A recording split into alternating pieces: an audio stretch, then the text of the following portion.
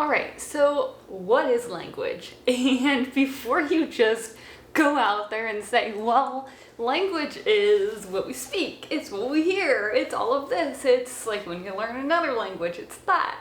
I want you to really think about language, like what actually is language? What is its purpose? How does it exist? How do we use it? And even try to think about ways that maybe you use it that you don't even realize that you are using it. So I'm going to get a little bit more into what exactly that means, because I know right now you might be thinking like, what are you even talking about? I know languages, I'm learning another language right now. Okay, so hold on to that, whatever you're thinking, like whatever points of confusion you have right now, and I want you to just stop. Just stop everything and listen. What do you hear? Listen to what is around you. Listen to, if you're outside, listen to the birds, listen to the cars passing by, listen to, if you're inside, if you're wherever, listen to air, listen to, whatever it is that's around you. Okay?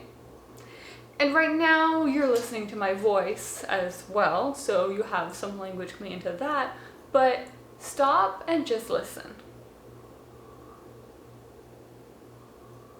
Okay? Language, it is spoken, right? It is what we hear, and we're really focused on that because it is around us, right? And our first interactions with language are spoken.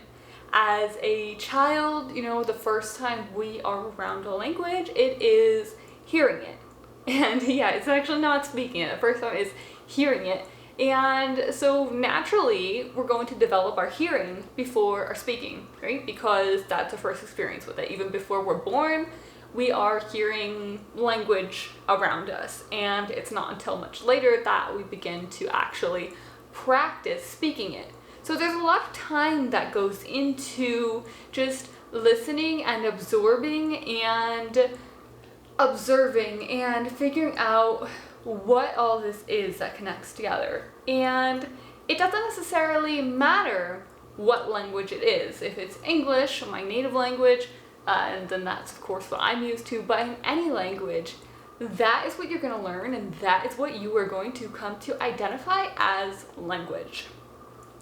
Okay? And that is the native sense of language, right? Because we think of foreign language as something other than what we already have. If it is new, it is different to us, it is foreign, right? So learning another language. Well, this is really an interesting concept because some people, have the opportunity of learning multiple languages simultaneously as a child. So then we have to ask, what is the native language? Well, they're all native if they're learned natively, right? If they're learned in that manner. And then if you get into the foreign and language controversy, if you will, when does a foreign language become a native language? After how much time of learning a language? Because keeping in mind now that all language is acquired, right? Even if it's a native language, you're not born with it. You're not born speaking. You acquire that language. So that language, that foreign language, becomes native at some point. So anything that's foreign has the potential to become native at some point with enough practice and enough exposure, right?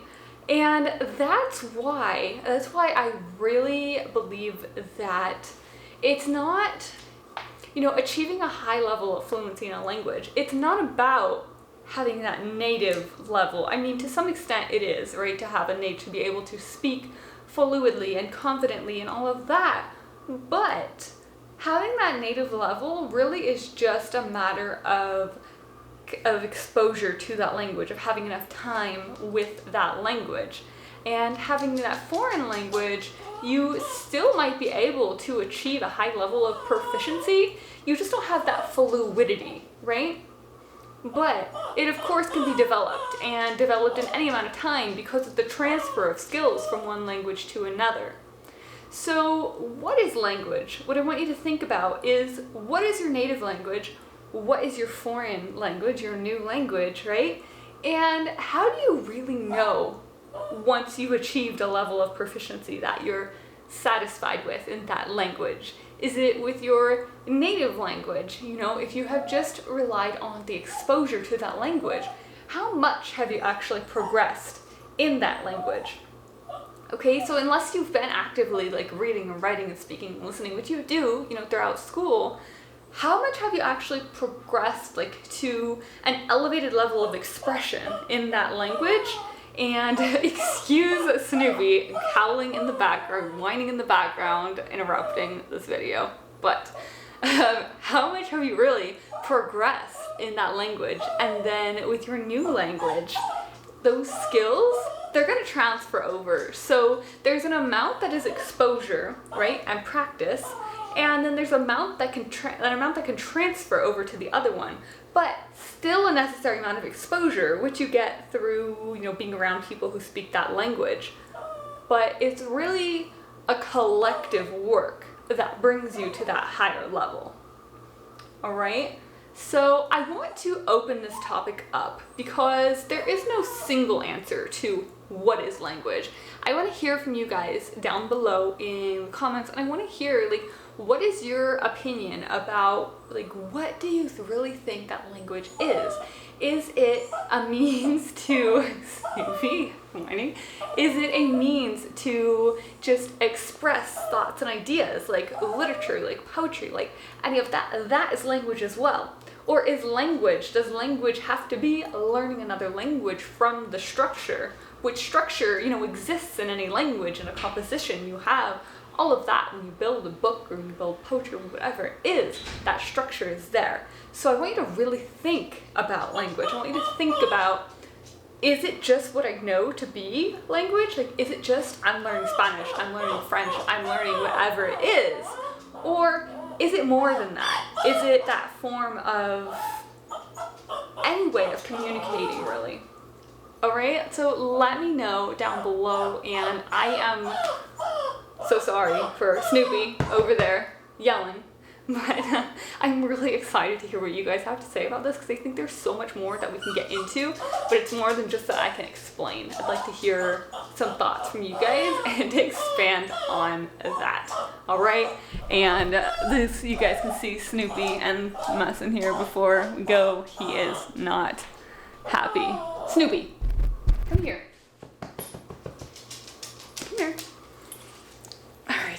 Alright, and of course, wouldn't be complete without seeing the crazy Snoopy at the end, going nuts. Snoopy out.